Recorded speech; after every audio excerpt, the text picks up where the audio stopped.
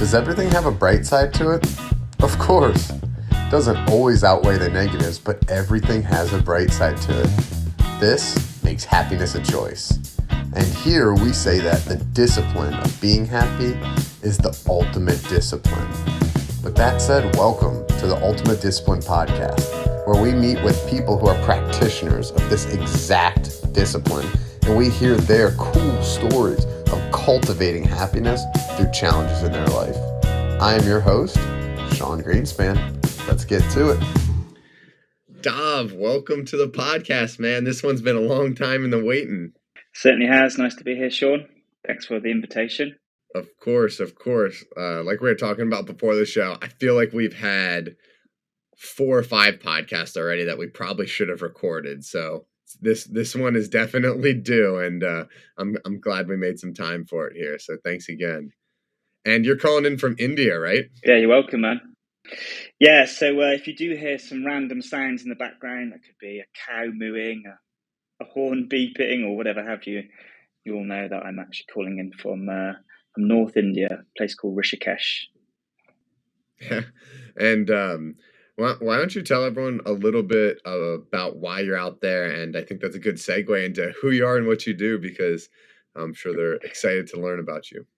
Yeah, so my name's Davin Jones. I'm a yoga teacher. I've been practicing and teaching yoga for the past 10 years, since 2013. Over the years, when I first qualified as a yoga teacher, I actually come out to the same place where I am now, Rishikesh, and qualified as a teacher back in 2013. And since 2013, my kind of life has taken quite a turn to what it used to be prior to 2013. I used to work on building sites as an electrician, went for a lot of personal changes, was traveling the world at the time, and come across yoga. And then found myself in India, North India, Rishikesh to be exact. So I ended up exploring a little bit more about the practice of yoga, and to do that, it's often quite encouraged to do a teacher training, because you certainly do. You go into the kind of deep end, really, where you learn over an intensive month, basically the foundations of the yoga practice. And so I've been, like I say, since 2013 teaching and practicing yoga for the last 10 years. And thankfully, I've met the right people at the right time and been able to teach from my home country, UK, and also in most of the other continents around the world, including like Europe, Asia, Australasia, North America. So yeah, it's been quite a great U-turn in my life, and like I say, lots of great things have happened since I've got into the yoga practice. Yeah, thank you for sharing. I need to tell you that what fascinates me a lot is the transition of your story. You called it a U-turn. Let's call it a U-turn. Right. So a lot of people, me included, I'm probably at the top of this list, are often contemplating a U-turn. And I wouldn't say it's out of, well, we can dive into what it's out of, whether it's desperation or hope or just curiosity or whatever. But either way, I think people are very interested in that element of it. Not to say what you're doing daily, as far as, being a yoga instructor isn't, extremely exciting, because I love the way that you do that. But I think I'd love to hear about the U-turn and, what kind of prompted it, but what the journey was like, particularly the mental journey, because I know you did a trip around the world. I know you kind of like found this and then just committed to it. Would you mind sharing a little bit about, like what made you go on this journey, and then like what your mental journey was? Like, was it scary? Did you just feel like, wow, I found it? And you kind of knew and it wasn't scary, or, I'd love to hear about that. Yeah, no problem at all, Sean. So it was, I was in a relationship at the time. I'd been in this relationship for up to 7 years, and I was actually traveling in Southeast Asia, and eventually ended up living in Australia. And during this time in Australia, this relationship that I was in and been in for 7 years, it ended. And I was openly aware that there wasn't just, it wasn't one end, it wasn't just, my girlfriend, it was me as well. So we were both to blame how the relationship kind of faltered and it finished, And so I was certainly looking at my own lifestyle choices, how I'd been acted, how I was acting. And so I took a long, hard look at that. And I wasn't quite sure what direction I wanted to take, because 7 years is quite a long time. And we planned a lot of kind of lifestyle choices together, potentially even having kids one day. And, that all kind of ended quite abruptly. So it kind of felt for a certain amount of time that my world had fallen apart. So I was in Australia, tried to keep my head down, continue working, try to keep some form of kind of clarity and mental stability. But it was difficult, and I then got an invitation with some of my best friends that I'd grown up with, and they were actually in California, and they'd just been spending a few months there. And they said, come and meet us in Mexico, Dav. We'd love to see you again. It'd be nice to travel with you. And it just seemed like the right thing to do. So I just booked a trip, Australia, over to Mexico. At the time, these poor lifestyle choices that had kind of got me into this change in the first place was, like drinking and quite a hedonistic lifestyle. Certainly like to party on the weekends. Being from Wales in the UK, that was kind of part of the culture there. So that wasn't any different for me, And anyway, making my way to Mexico, I was having a bit of a blowout, you could say, as we say in the UK, where I was like getting over this relationship. But at the same time, I knew that there was some big changes that I wanted to look at. Just wasn't quite sure when they were going to be.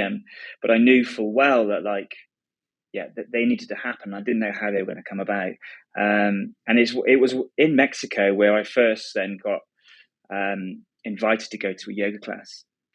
And during this time, the only other kind of experience that I'd heard of yoga was my mother. I'd practicing yoga back when she was 27 years old. And, you kind of have that stereotype of what yoga is, where it's kind of like you imagine almost like a group of people in a room omming together, and that's kind of the typical stereotype that I had of yoga, But like I said, I was looking for just wanting or quite open to trying or any new alternative things. So I wanted some form of, I didn't quite know it at the time, but I wanted some other direction in my life. So I said yes to this invitation to this yoga class, went there, and I was so amazed and so surprised at how challenging the practice was. I remember it was in a town on the west coast of Mexico called Mazunte in Oaxaca. And I remember being in this room full of 20 other people, some people in their 50s and their 60s, and they were just breezing through this class. And I remember looking down at my yoga mat, and it was like a puddle of sweat. I was like, how is this? This stereotype of what I had of yoga. So physically challenging. I thought you were going to go towards mentally challenging. So initially, it was the physical aspect that was so challenging that I was just surprised at. And not only that, during the practice, it was a very physically intensive class, and I was just amazed because I didn't expect that. And like I say, I had that stereotype of what I thought yoga was, and this was something completely different. Mentally, after I'd finished the class, my mental kind of how I felt throughout the day at post yoga, the post class, and I was just on cloud nine, you could say, just floating about the day, and it was just really, really peaceful. Yeah. And so that really kind of like was the catalyst for me. And I like I say, I just like, there was a big intrigue from my side, and I was like, right, anything that was kind of physically challenging. When I was a teenager, I was quite into my sports. I loved to play quite competitive sports like football, athletics, whatever have you. So for me, this physical challenge that I was being presented with in the yoga class was quite present. So I went back. I kept going back every day as much as I could practice. I was very intrigued with the whole physical aspect of it. And that's kind of in a nutshell what kind of like brought me onto the mat.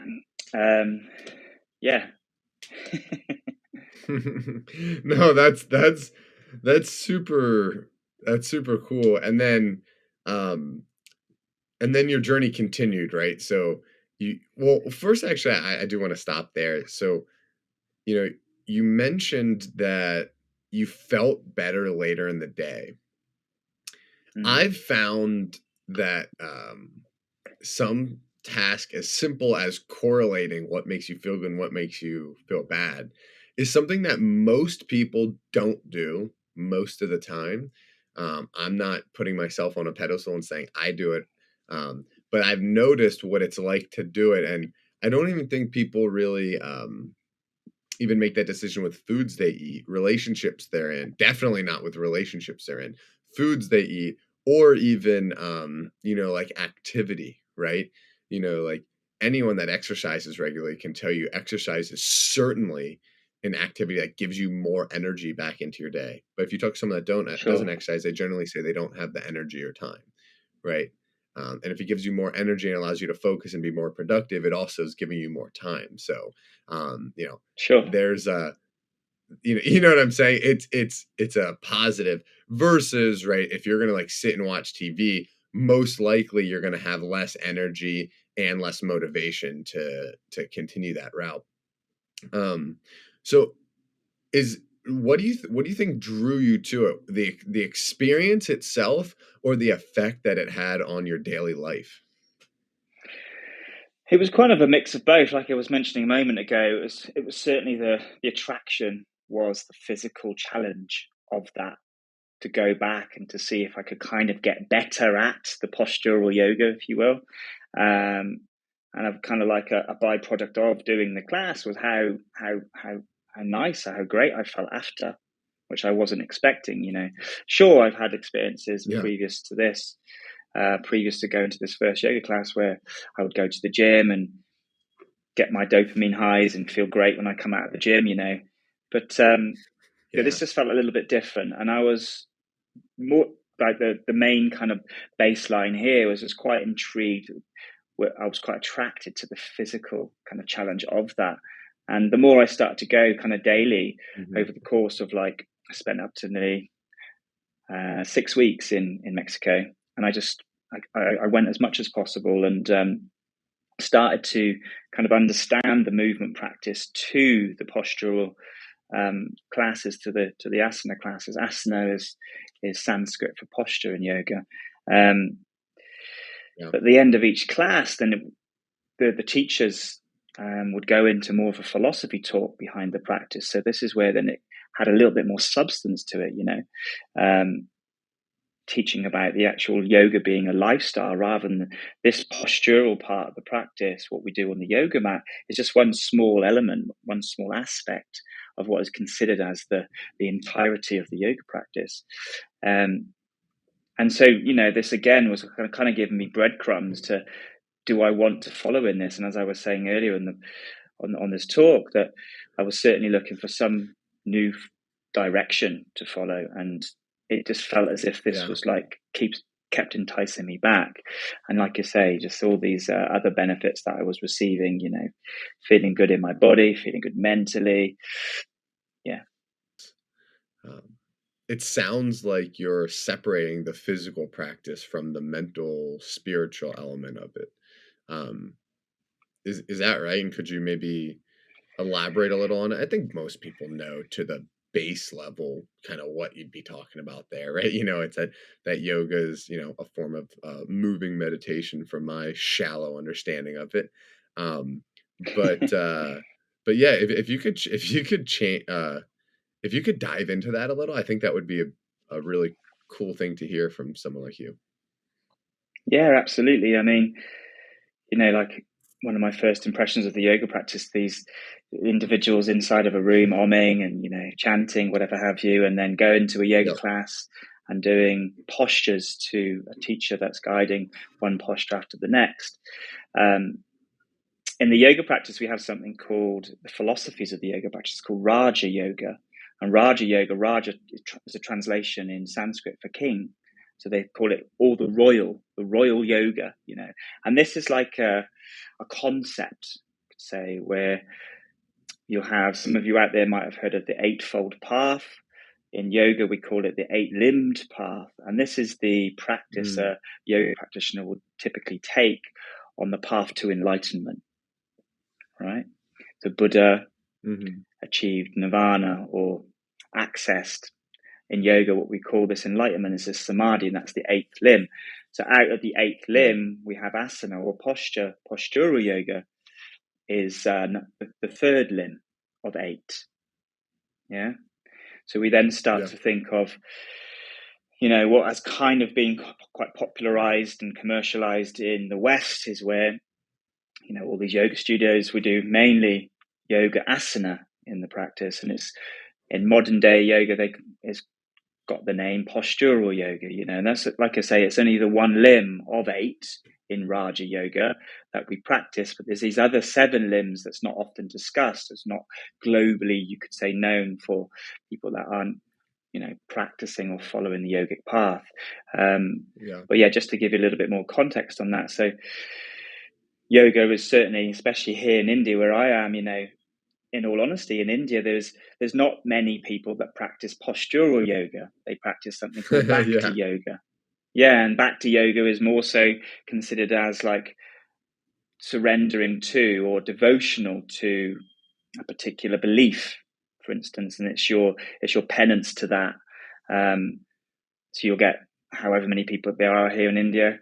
I think something ridiculous like 4 billion, I believe, or something along those lines. So a lot of people here do practice that Bhakti aspect to the yoga practice. And what has become quite popular in the West, of course, is this postural yoga.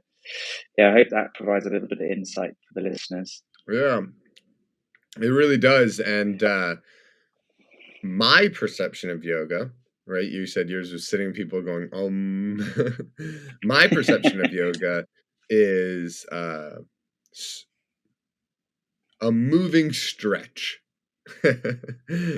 For a bad way to put it, right? Moving postures.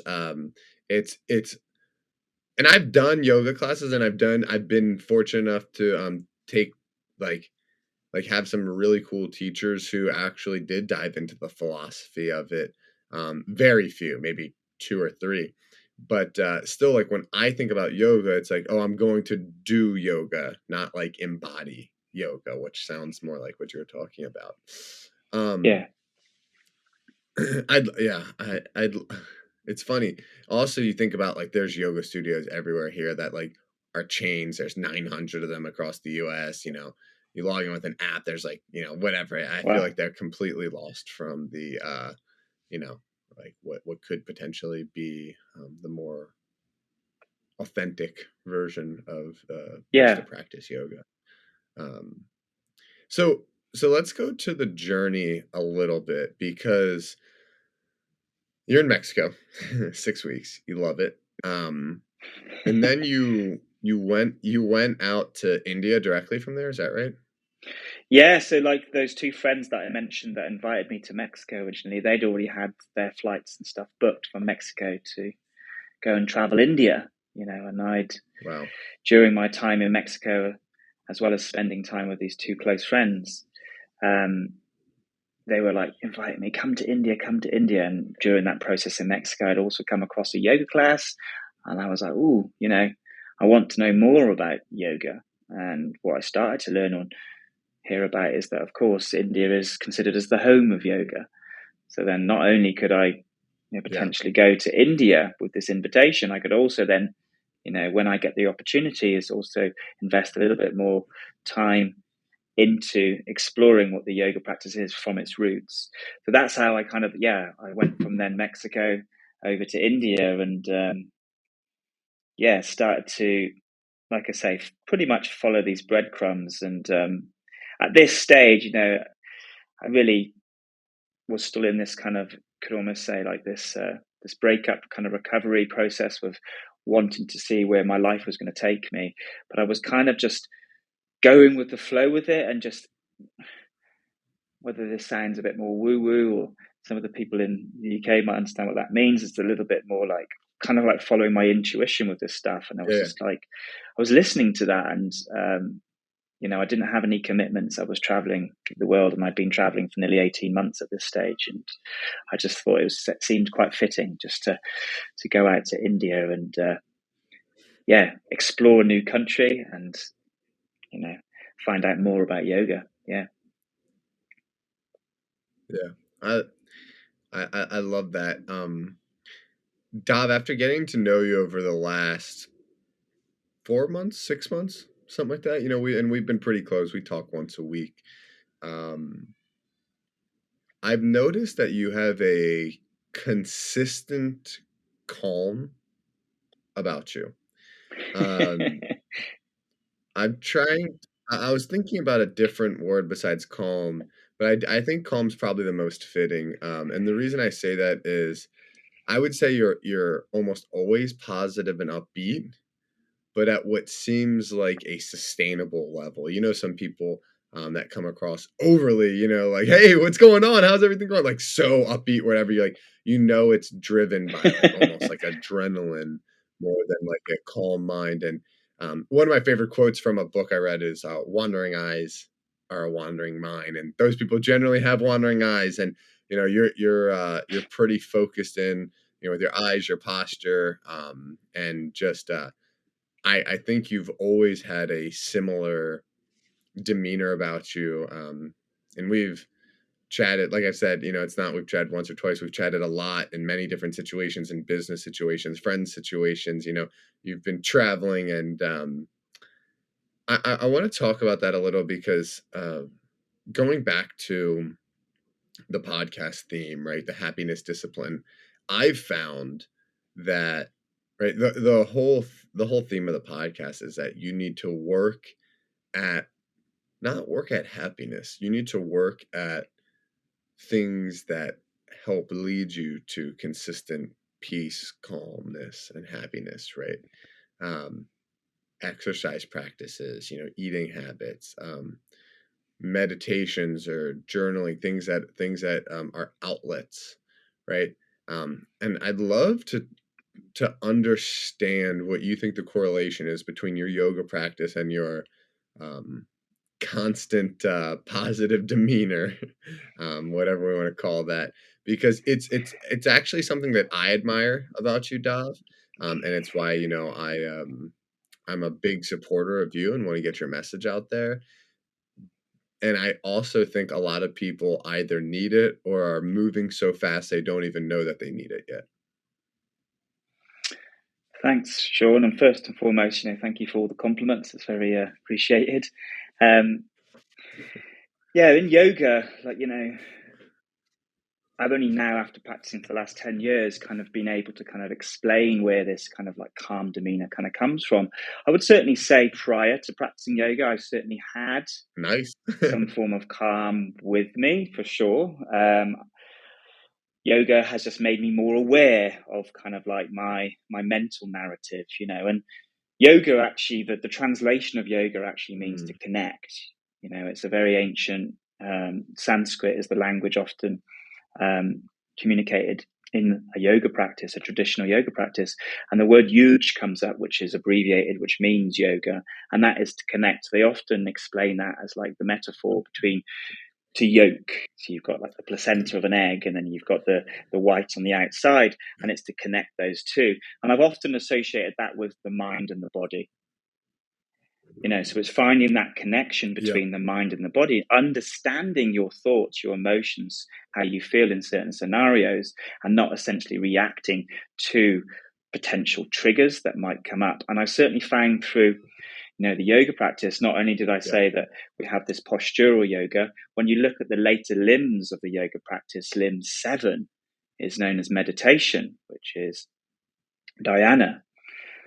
So 7 out of 8, the 8th limb is considered as quite an advanced practice, and this is spontaneous meditation, the ability in being able to still your thoughts, which brings this element of homeostasis, cohesiveness between the mind and the body. So this is where we find this yoking. And I would certainly say with practicing kind of both your mind, your body, when you're present on your yoga mat, if you're thinking in the future or you're thinking about what's happened in the past, and you're not present.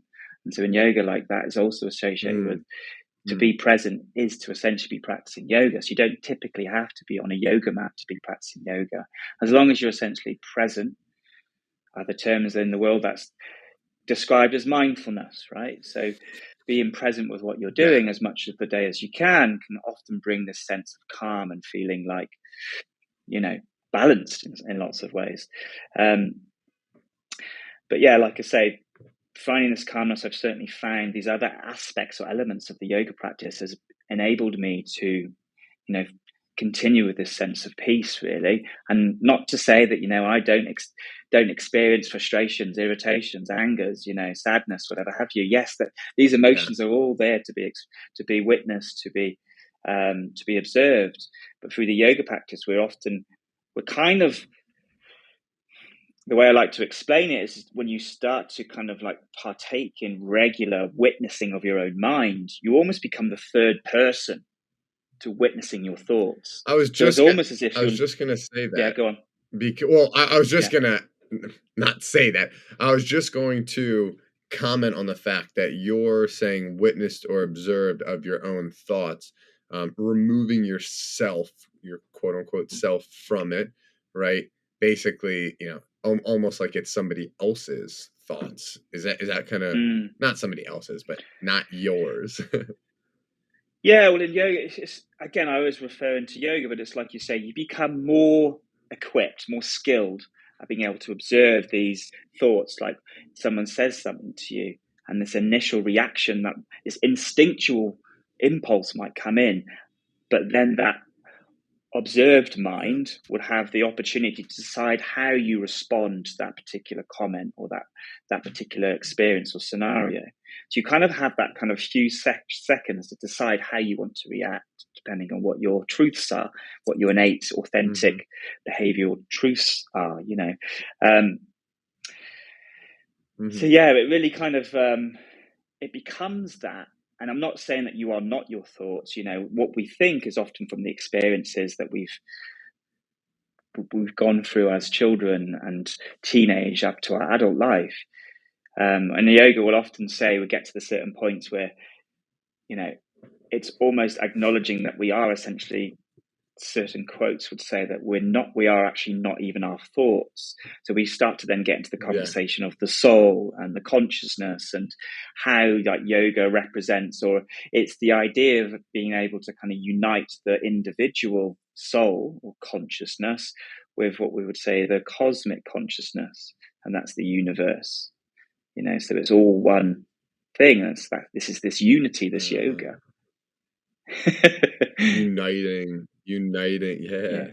Uniting your consciousness with the cosmic consciousness, right?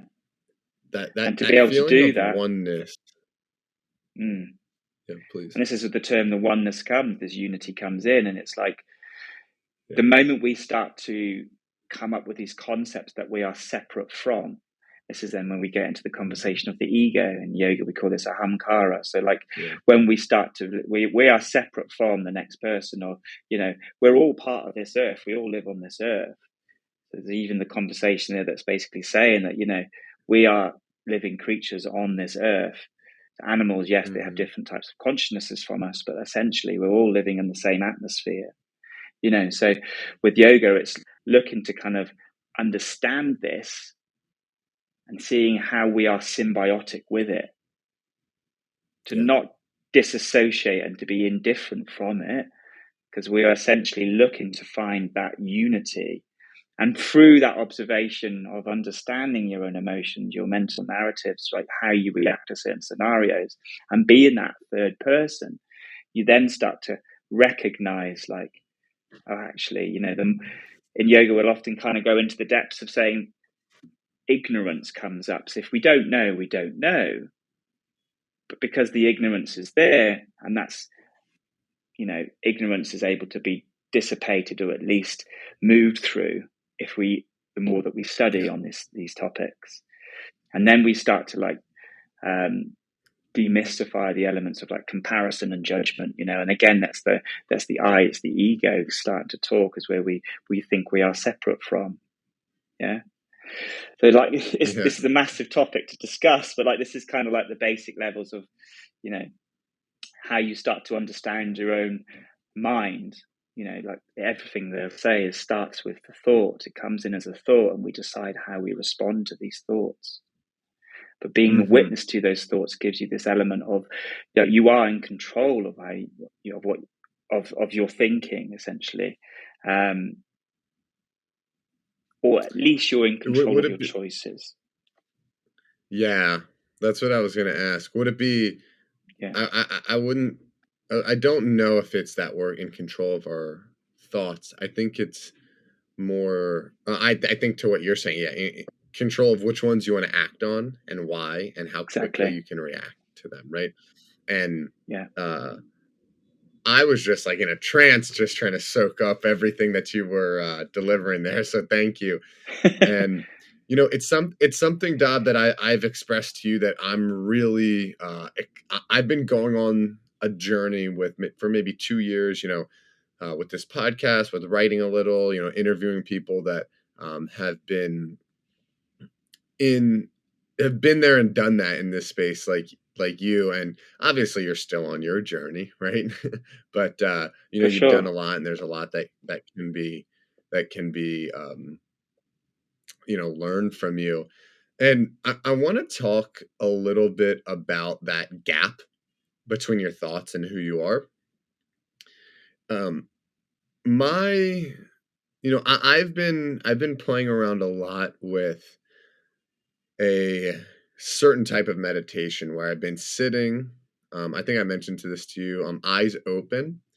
I've been doing my eyes open because it helps me transition better to real life. Like it's great if you can, you know, your environment dictates your behavior, right? Like to a point, the fact that I have Sure. this microphone and this ring light, and that we actually dedicated time to document this conversation, it actually kind of triggers us um, to focus a little bit more, right?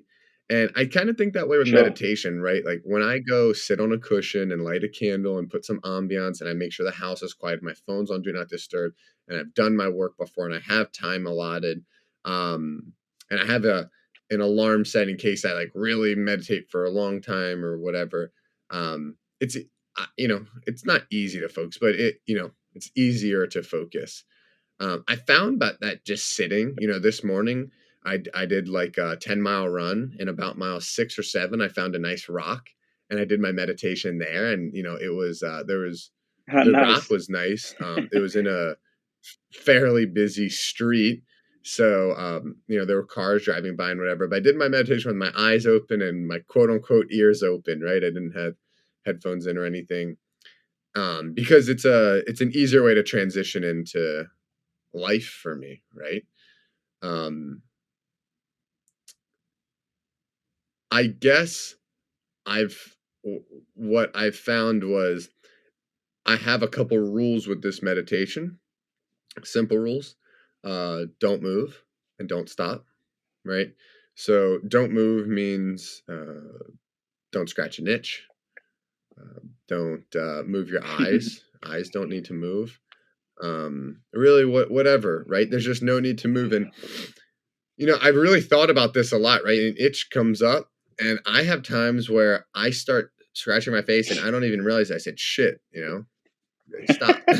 Yeah, Or I've yeah, had yeah. times where I've literally went like Right. this, like my hand like pulls up, and what I've realized is I'm acting without even knowing, right? So it's like, who's acting? Mm. It's not me. I'm reacting to life, and I'm not living actively, proactively, right? I'm not making conscious choices. I've, realistically, is an itch uncomfortable? It can be.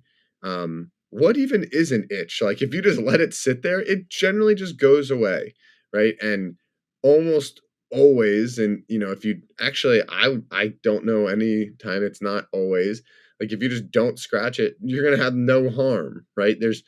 It's like it's almost like Right. anything difficult, right? Like you take a cold shower, you're cold, that might be difficult, but like you're not in harm.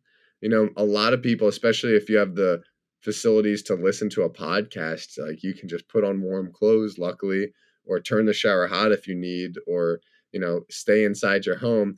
So it's like it's a it is a non-necessary action that people are taking to scratch their face or to get warm immediately and not endure. And I found that the longer I endure and just do that sitting challenge, the more keen I am to understanding thoughts I have, and that little thing called the gap, I'm calling it the gap between my thought and my action, and choosing on what I want to act on. And it's a meditation. You could just call it like a sitting challenge, because all you're doing is sitting. Um, and that's been my experience to it. And what I found is talking about a big topic. Here we go. uh, what I found, Dav, is um, I firmly believe in two things: leaving people better than you found them. So any interaction, leave people better, which requires you to be in a high, elevated emotional state and energetic state. And I believe in the law of attraction, which trying to manifest my own reality and things into my life that are better for me, and my missions, which uh, are also better for my family and friends and hopefully humanity. Um, and I found that it's really, really easy in a controlled environment to be like happy, like we were talking about. Like, it's really easy to meditate if you're, or focus on meditation if you're in a meditation class or a yoga class, right? Everyone's doing it. That's Right. what the energy in the air is. You have your cushion and everything.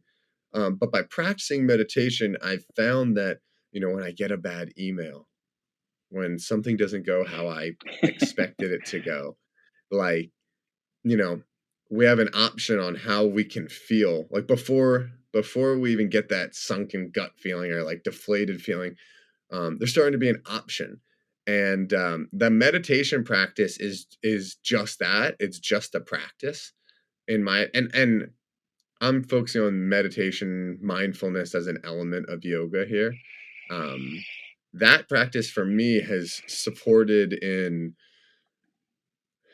allowing me to uh, make that gap feel bigger between my thoughts and my reactions or actions. Um, and it's actually, the gap's actually getting smaller because I'm reacting quicker, but it feels bigger because it's like I'm in control and I'm noticing it quicker. And Right. and by practicing it, I'm able to live out those two things of leaving people better than they are, and living in that elevated emotional state, so I can attract things a little bit more. I'm still about at a 2 out of 10 on these things, but it's something I've identified, and I've had enough of experiences around it that I've identified the meditation practice as a priority. Um, Yeah, I it's something that's been going on my mind for quite a bit, and I know that was a lot, but I'm wondering if that resonates with your yoga experience. Yeah, it's interesting you say about, that type of meditation that you're practicing. Me too, similarly, when I first started to meditate, I don't know whether listeners out there would even can kind of relate to this as well, but if you are experiencing those itches, some of the rules that you've come up with there, Sean, of like to not move, and then you get that itch, and that, really, I often sometimes will give the itch a mark out of 10 on how intense it will be, right? And 10 being the most intense. You're like, can I really resist itching that, or, not scratching? How much control, how much will do I have over my own instinctual impulses? Yeah. So, yeah, it's just quite a good practice. And like you say, even in typical lifestyle scenarios, receiving that email that you weren't expecting, or that response that you didn't expect to receive, and how you react to that. I'm certainly a strong believer that your meditation practice, how uptaking a meditation practice can really help you kind of like just address certain ways in which you make choices, or not being too, an expectation is something that you're kind of wishing for things to go, or something that's in the future again, right? So it's not typically expectation associated with your kind of core values of a yoga practice. And then when we look at the meditation practice, like how hard, and you might have heard this out there, when someone says to you, people kind of have the stereotype of meditation is where you stop thinking. How hard is it to stop thinking? You tell someone to stop thinking and all they're going to do is think, right? And I had a friend I keep in touch with. He's actually traveling in America at the moment, and he went to Myanmar or Burma, and he did a 60-day silent meditation.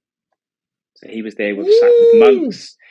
Yeah, so he went in full, and India they would say full power. This was quite an intense undertaking for himself, and he was saying over those 60 days, he perhaps experienced that maybe 10 to 15 minutes of that whole 60 days where he realized that he wasn't thinking. But then as soon as he realized that, he was thinking, right? So the whole concept of the thinking mind is just going to continually think. And it's like meditation is a tool for the mind. And essentially speaking, like, it's learning to become friends with the mind. You're always going to be thinking, but it's, again, being the observer of those thoughts. And so what you're doing there, Sean, where you're not reacting to those scratches, those impulses, you might be witnessing these thoughts that are coming in and just moving on. And that's something where we would say, like, okay, I'm going to focus on not scratching, or I'm going to focus on concentrating at a particular fixed point. These are techniques or ways in which we focus the mind on one thing. So this is where we try to direct our thoughts to one thing. And in yoga, we call this drishti, which is your focused concentration. It's trying to train the mind just to think about one thing, whether that's looking at a focus point or a particular visualization. And essentially what you're doing is you're trying to use the skill of meditation to kind of narrow down your thoughts to one thing. And this is considered, then this is conceptual meditation. And so the idea of partaking in this conceptual meditation is we want to be able to access the non-conceptual. The non-conceptual is where there are no thoughts. But it's hard to get to that no thinking unless we can use some skill of meditation to focus on the mind, to focus the mind to something, at least to something. To continue, you might even have those experiences through your meditation practice. Sometimes you're like, what happened for the last 15 minutes? I felt like I went somewhere. Or there was like, that's those sounds that you're experiencing sitting on that rock. It just seemed as if they were kind of like, that was background noise, right? And it's not as if that you were distracted by them, but the mind was kind of like at peace, whatever have you. So you're kind of accessing, a lot of you out there might have heard the term the flow state. And in yoga, we'd kind of call this where you're accessing this non-conceptual meditative state through the mind, which again is this really, finite. Yoga is infinite, but essentially you're accessing these rare moments of where you have these kind of like, complete peace through the mind. And in yoga, we call something in the first kind of sentence of the philosophies of the yoga practice by Patanjali. It says yogash chitta vritti nirodha. And so that term, that means yoga is the cessation of the fluctuations of the mind. So essentially as yoga practitioners, what we are essentially trying to do is to try to still the fluctuations of the mind until there's no more thinking. And this is where then we're completely present. Right? And like I say, just referring back to, you've got conceptual meditation. We are working towards finding that non-conceptual meditation, but we need some form of direction, some form of like technique through our meditation practice to access this non-conceptual idea. Techniques, just like some guardrails, right, to help you out there.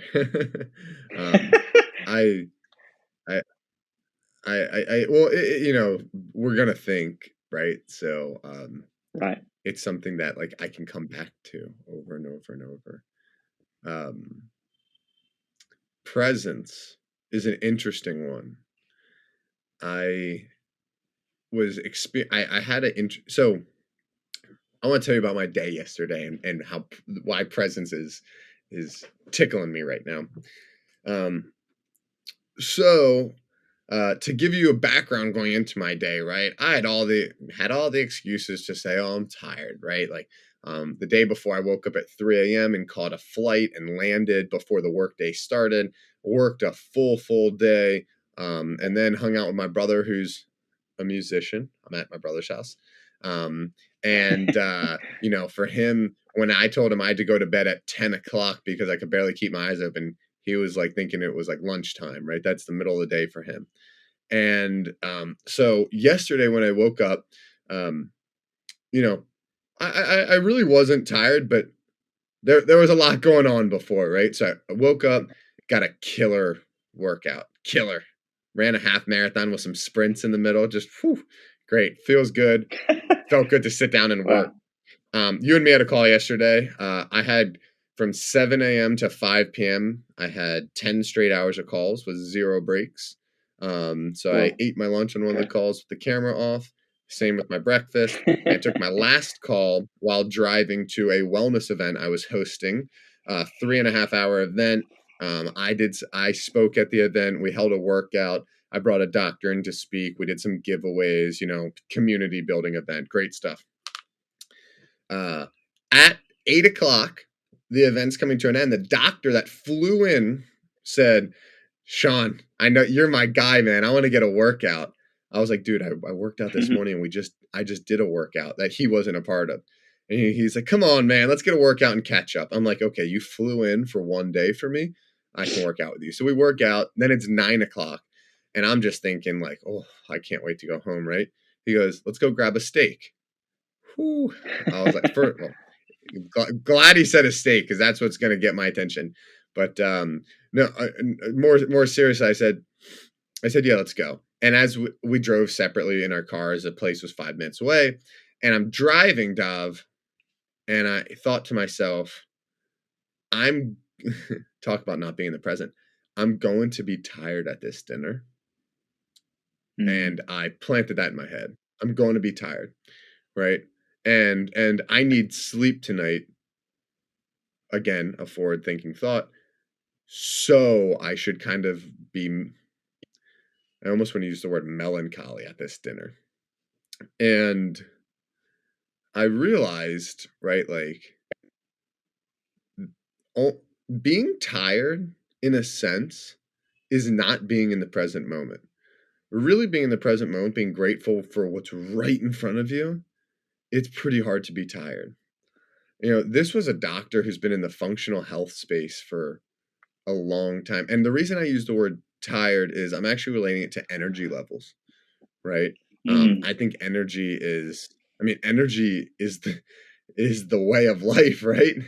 And I just told myself, just be present. I told myself, be present at dinner. If you're tired, you're tired. If you're not, you're not. Be present at dinner.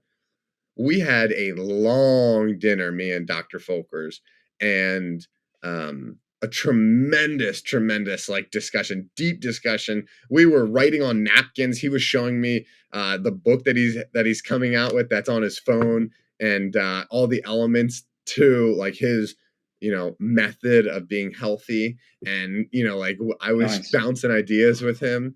And the next thing I know, it was almost 11 o'clock. And I thought again, oh, I should be tired now, but I was like, hey, I need to drive 30 minutes to get home. It's not time to be, it's not time to be tired. I didn't put music on. I just kind of like sat with the road and really just like enjoyed the drive. And then, I got home and I showered and I was like, oh, this is like being in the moment then was to relax. Then when I laid down, being in the moment then was to be tired and go to sleep. And it's interesting that I had this experience because I did have one of my very few out of body experiences meditating yesterday morning, which I am a very novice meditator. I'm talking 5 to 15 minutes a day. Um, this year I've meditated every day.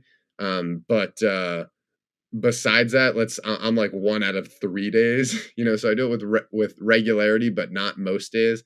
And it's Mm. interesting that yesterday I had this deep experience, and then I was able to control my energy levels, which enhanced my experiences um, significantly. And like I really felt that it wasn't like an adrenaline driven energy at dinner or whatever. It was like a calm, consistent like energy that was just me appreciative for the moment. And it was just something that I realized when I'm, living in the future or the past, my energy levels are dipped significantly. And, to me, energy is really what it's all about. And it's a long way to come back to your moment about being present, but I don't think it's always, you mentioned like being present, like truly present is like no thought. It's almost just like the way I experienced it yesterday was just kind of just like almost like we are now, right? Like, of course I should have energy now. It's the middle of the day. I got an awesome podcast guest. Um, but like, it was, I don't actually know what to make of it yet. So I don't even want to try to put it into words more than, just kind of sharing that experience I had with you.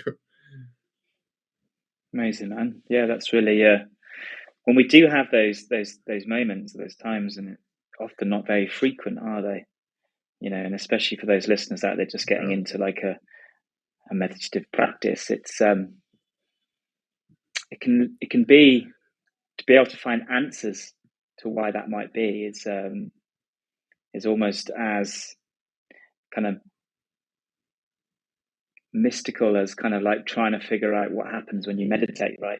They don't even really typically. I think there's been quite a lot of studies over the last 10, 15 years on meditation and how that's kind of providing benefits to your cognition and your general kind of well-being. Yeah, and I mean, yeah, I think I want to share kind of like similar kind of examples or experiences to what you're saying there. And it's, again, the moments we Please. start to kind of get into those narratives, those mental narratives of like expecting how we want a dinner to be, or like, or the last time I went for dinner when I was tired at this time, this happened. You almost kind of create the atmosphere, the scenario that you're going to go into before you've even got there and experienced it. So we can almost kind of create that scenario. But it's interesting that you were saying that that didn't happen with you, and you were there and you just felt as if you were quite awake and alive. Perhaps that was to do with the conversation that you were having. You were quite invested in that, and it seemed very interesting for you. Yeah. So, it's being quite, again, sometimes you have those conversations with people and they were well within your own, your interests and your passions. You just gel, and before you know it, you can be talking to someone and the time just flies. And again, that's another example of this flow state, and it's you often find the more that you are present, especially in my own experience, the more that I'm present with certain things, like time just seems to dissipate and disappear. There isn't that kind of like clock watching thing that's going on. And whether that's because you're just kind of not interested in that conversation, you've got to be somewhere else, or you've got this, never-ending to-do list. It's one of those things. It's kind of like, you have those.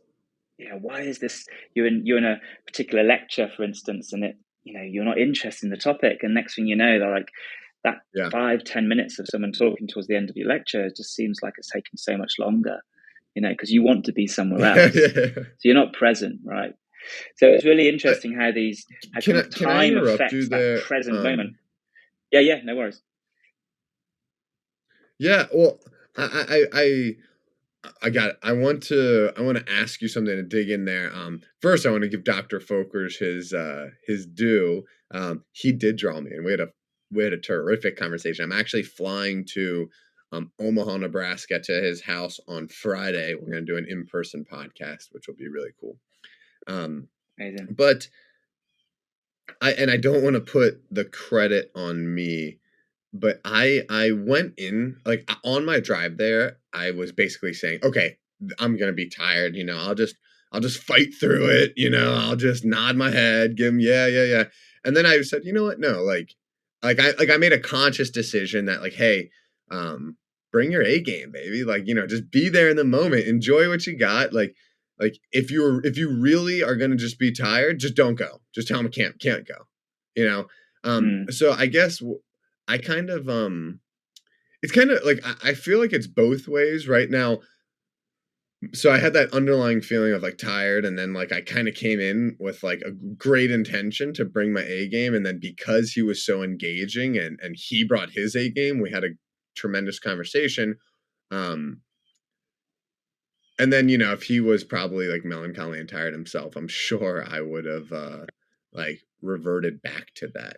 Um but I almost think like, Right. Dav, like I'm sure there have been times I have not brought you the energy you've deserved, but like I've mentioned, something I really do admire about you is that you really have always brought that to every discussion we've had. So I'd like to understand if you think it's kind of more part of like your practice more than like, of course, some of it would be me, Mm. hopefully, now I'm not just like sitting here, hanging out, but uh, like I think your practice has allowed you to do that. And I think that's why yoga, meditation, mindfulness is so key in some ways. Yeah, it's a really interesting topic, and it's the kind of the word codependency sometimes comes up in these types of conversations or this type of like topic. It's like, and especially being a yoga practitioner, it's really as well learn to respect your own energies and where you are at. This is often quite related into like the physical practice as well. Like, let's say you do have those days where you just literally haven't got the motivation, you haven't got the energy to do a dynamic yoga practice. So you have to ask yourself the question in that instance, okay, so is that suitable for me to be doing? And if I'm going to go anyway and not listen to my energies, then am I really being true to myself? And that kind of then can certainly like lead on to certain invitations that I might receive. I have to sometimes ask myself the question, I'm tired. This person has made the effort to kind of arrange these things, but at the same time, if I'm saying yes to going to that invitation and I'm not feeling good within myself, I'm tired or I'm feeling a bit sick or whatever that might be, then I have to respect me first before then I can kind of give. If that makes sense. So, that really kind of is an underlying Absolutely. tone as one of the truths of the yoga practice again, is where like you really have to respect your own energies, even if it does end up upsetting someone else. If you're being true to yourself and you really are honoring that, then you're able then to give back. You're able then for other people to experience this energy that you are kind of respecting Yeah. of your own self. So I kind of tend to live like that. And thankfully so far, Sean, when we had our meetings on the Thursdays, like I've been pretty good at keeping up with like getting my regular amounts of sleep and have a decent diet. I do my practice, so thankfully so far, like we haven't had I haven't had any cancellations with you. So it's like I've been able to upkeep that, energetic level. But yeah, I do have Hey. those days and I do have those occasions where I have to respect like my Yeah. energies and where I'm at, and sometimes say no to things. Even Yeah, yeah, that's pretty much the it's a baseline there with really that, to be honest, where I stand. yeah, it's an extremely, extremely interesting topic to me of understanding your own intuition. You, have been good at it for a Mm, while, right? You found yoga through respecting your intuition. Because there's a lot of people, right, that okay, if you're looking to make a change in your life, if you're looking to increase your energy levels, you need to do hard things. Those sure. things are, those things eating healthy, exercising, mindfulness practice, yoga, um, often are going to be against what your body says. No, I'm tired. But you need to really understand your tuition. Yeah, you're tired because you don't take care of yourself. You need to get yourself to homeostasis and then you can respect your energies. So Exactly. I do think Yeah. it's I think the message that you delivered is tremendous, that you need to respect your energies, but I think people need to be careful and understand where they are in the journey, maybe check in with themselves, check in with others, and just determine if they have a good barometer, right? My barometer, quite frankly, is probably set the other way. Like, I can get off the couch and exercise 24/7. It's hard for me to stop, right? It's hard for me to say, "Oh, I need to rest." And some people say, "Oh, that's a good problem to have." Maybe, but Mm, it's also, brings a lot of like negative things to it. I mean, today I told myself I was going to rest and sleep in and I ran 10 miles this morning. I just woke up and I was like, I'm going to go run more, and it's it is interesting. I don't want to act like I'm not agreeing with you. I almost think habits, right? So I worked with some top behavioral scientists on the planet when I was helping some people launch the Fabulous app, and we are helping people build better habits. I personally think habits are not ideal. I think habits are somewhat confining. I think for 99.9% of people, habits are ideal and are liberating because people need to build better habits. But once you've built great habits, you've increased your energy levels, increased your intuition, increased your mindfulness, and all the other beautiful things that can come from good, sustainable habits, you can then work off of like true presence, consciousness, and intuition. But it just, most people aren't there yet, right?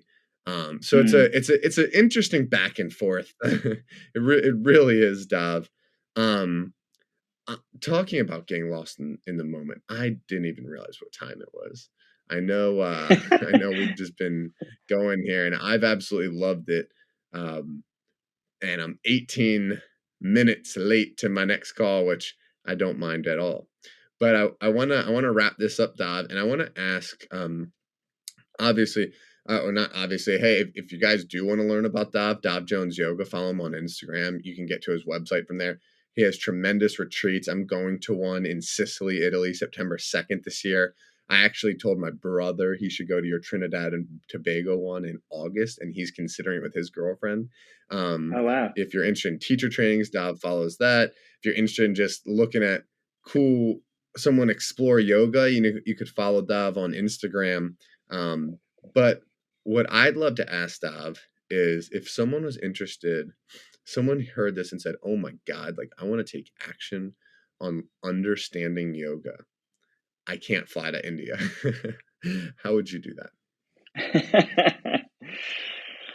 I think to this day, I think one of the biggest lessons I've learned from wanting to kind of have all the gifts and all the benefits of the yoga practice is really learning to try and be patient with your process. You can always kind of like overwhelm yourself with like, there's this to learn, there's that to practice, whatever have you. And for my kind of experience of the last 10 years of the yoga practice is like, it's really trying to be kind of the moderator in what you're doing. And it's quite a hard thing for me personally, and maybe some listeners out there can kind of relate to this, but trying to moderate your intake of life and like whether that's your diet, your sleep, your physical practice, or the ways in which you look after yourself, and not kind of like indulging in desires and too many things that are going to kind of mislead you, let's say. It's quite a practice in itself, that is. So yeah, learning to be a moderator if you can, and if you are aspiring to achieving certain goals, it's as long you put the action in, you put the work into achieving these goals, but the process along the way is like the patience in uptaking these processes of what you're actually moving towards is the beauty of it, I believe. And that's one of the kind of like the biggest things that I would say to this day that I've learned from practicing yoga.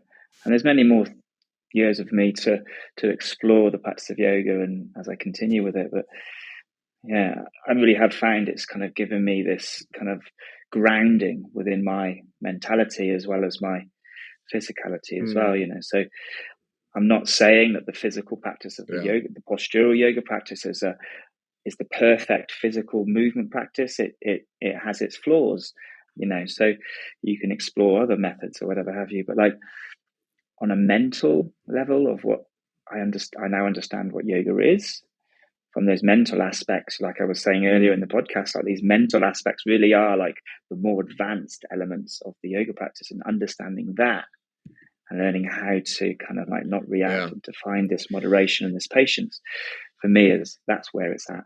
That's where it's at. Come on. Dav, I cannot wait to continue this in person, man. This was one of the more enjoyable ones. I swear your energy came through the screen and calmed me down for the last hour and a half. And I just appreciate everything that you bring. So I'm really looking forward to seeing what people think about this episode and continuing our conversations. And I just want to thank you so much. I know it's late over there in India. So get some rest, man. And thanks so much, Sean. if you got something out of this, it would mean so much if you could just take a second and give us a rating on whatever platform you're watching it on. And it would mean so much to the world if you could just find one person that you think this message resonates with and you could share that with them. Thank you so much for your support. Looking forward to share the next episode with you.